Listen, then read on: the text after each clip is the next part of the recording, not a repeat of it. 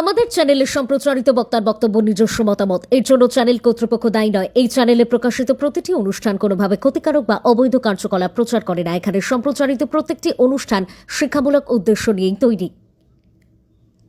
Ambulance ও ট্রাকের মুখোমুখি সংঘর্ষে আগুনে পুড়ে ছাই 27 জাতীয় সড়কে ভয়াবহ দুর্ঘটনা, যার জেরে জাতীয় সড়ক অবরুদ্ধ হয়ে পড়ে।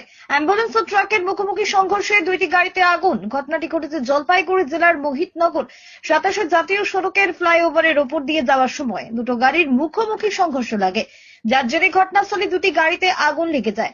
ঘটনার খবর পেয়ে ঘটনাস্থলে দমকল বাহিনী ও পুলিশ আধিকারিকরা ছুটে আসেন, তবে এখনো পর্যন্ত কোনো হতাহতের খবর পাওয়া যায়নি, যদিও প্রশাসন তদন্ত করে দেখছে।